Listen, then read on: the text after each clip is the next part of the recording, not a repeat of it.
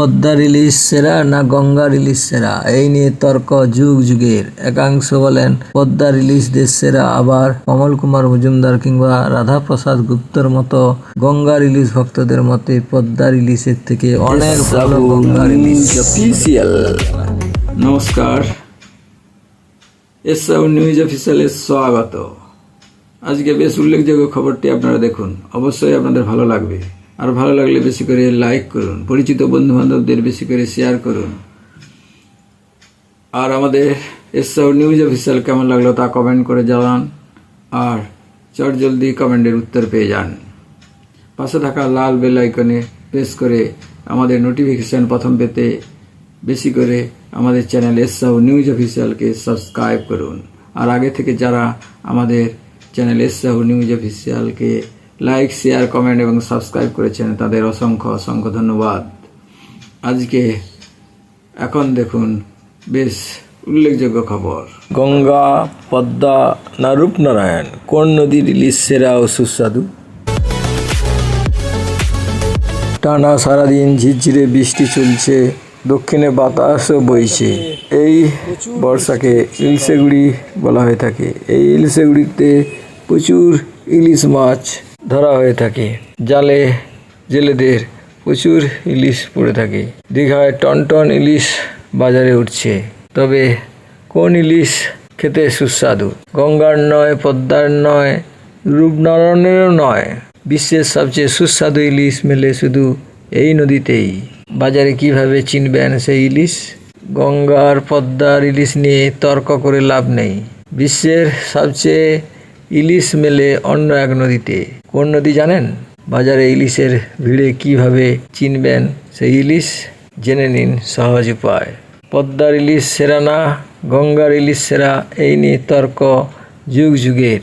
একাংশ বলেন পদ্মার ইলিশ দেশ সেরা, আবার কমল কুমার মজুমদার কিংবা রাধাপ্রসাদ গুপ্তর মতো গঙ্গার ইলিশ ভক্তদের মতে পদ্মার ইলিশের থেকে অনেক ভালো গঙ্গার ইলিশ।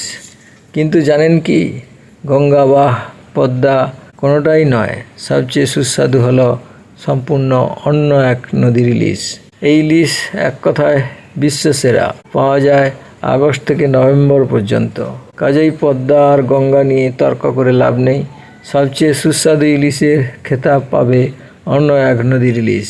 যুক্তরাষ্ট্রের জাতীয় মহাসাগর গবেষণা সংস্থা নোয়া থেকে পাওয়া 1998 থেকে 2018 সাল পর্যন্ত তথ্য বিশ্লেষণ করে এই দাবি গবেষকদের। এবার বলুন তো সেই নদীর নাম কি? চট্টগ্রাম বিশ্ববিদ্যালয়ের ইনস্টিটিউট অফ মেরিন সায়েন্সেস এবং শাহজালাল বিজ্ঞান ও প্রযুক্তি বিশ্ববিদ্যালয়ের ওশনোগ্রাফি বিভাগের 4 জন গবেষক যৌথভাবে গবেষণা করে শেষ পর্যন্ত জানিয়েছেন কোন নদীতে মেলে সবচেয়ে সুস্বাদু ইলিশ। কোন নদীতে বলুন তো? গবেষকদের গবেষণা বলছে গঙ্গা, পদ্মা, এমনকি রূপনারায়ণের ইলিশ সব থেকে সুস্বাদু নয়। সব থেকে সুস্বাদু ইলিশ পাওয়া যায় মেঘনা নদীতে। মেঘনার ইলিশ চিনবেন কিভাবে? মাছটি দেখতে অনেকটা পটলের মতো বা চওড়া ও গোলাকার হয়। মাথা ও লেজের দিকটা সরু এবং পেটের দিকটা বেশ মোটা ও ফোলা থাকে। নদীর ইলিশের মাথা ছোট ও তুলনামূলক কম চেপ্টা হয়। মেঘনা বা অববাহিকার টাটকা ইলিশের রং অত্যন্ত উজ্জ্বল ও চকচকে রূপালি হয়, যা দূর থেকেই আলোয় চকচক করে। কেন মেঘনার ইলিশ সব থেকে সুস্বাদু? গবেষণায় দেখা গিয়েছে ইলিশের খাদ্য তালিকার 97 থেকে 98% এই উদ্ভিদকণা। মেঘনা অববাহিকার পরই ওই খাবার সবচেয়ে বেশি পাওয়া গিয়েছে মায়ানমারের ইরাবতী মোহনায়। গভীর সমুদ্রে ইলিশের খাবারের পরিমাণ সবচেয়ে কম।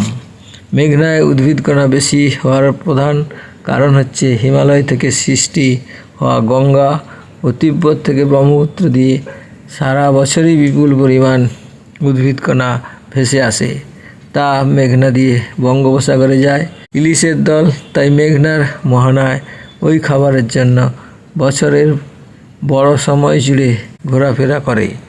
এমনকি তারা বাংলাদেশ উপকূলের 250 কিলোমিটারের বাইরে খুব বেশি যায় না, কারণ এরপরে ইলিশের জন্য প্রয়োজনীয় খাবার খুব একটা নেই। কেন মেঘনার ইলিশ স্বাস্থ্যকর? সাগর থেকে নদীতে আসার সময় ইলিশ স্রোতের উল্টো দিকে ঘন্টায় 71 কিলোমিটার পর্যন্ত সাঁতার কাটে। যাওয়ার পথে শক্তি অর্জনের জন্য খাবারও খায়। মেঘনা অববাহিকায় উদ্ভিদ কণা বেশি থাকায় ইলিশ তা খায় এবং এতে তার শরীরে প্রচুর ফ্যাটি অ্যাসিড ও ওমেগা-3 তৈরি হয়। ওই দুটি উপাদান একই সঙ্গে খুবই পুষ্টিকর ও সুস্বাদু।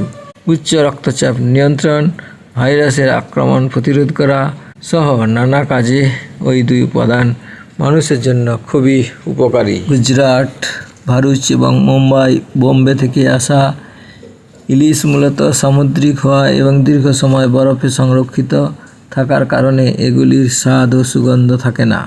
বাজারে স্থানীয় পদ্মা বা গঙ্গা বা রূপনারায়ণের ইলিশের ঘাটতি থাকায় এই মাছগুলি চড়া দামে আসল ইলিশ হিসেবে বিক্রি করা হচ্ছে। গুজরাটের ভারুচ বা মুম্বাইয়ের ইলিশ মূলত আরব সাগরের নোনা জলের মাছ।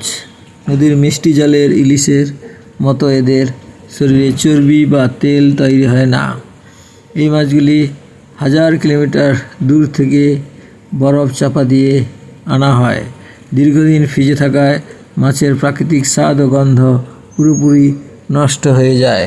তাই মেঘনা নদীর ইলিশের এত কদর। আপনারা দেখছেন এসসাহু নিউজ অফিসিয়াল। এসসাহু নিউজ অফিসিয়াল এখন, আগে এবং পরেও। আপনাদের এগিয়ে যেতে অবশ্যই দেখতে হবে এসসাহু নিউজ অফিসিয়াল, না হলে পিছিয়ে পড়তে হবে।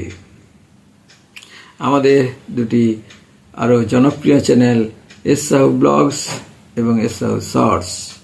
নিজে দেখুন, অপরকে দেখান। এসসাহু নিউজ অফিসিয়াল। আজকে এই পর্যন্ত। সুস্থ থাকুন, ভালো থাকুন, সব সময় আমাদের সাথে থাকুন। ধন্যবাদ।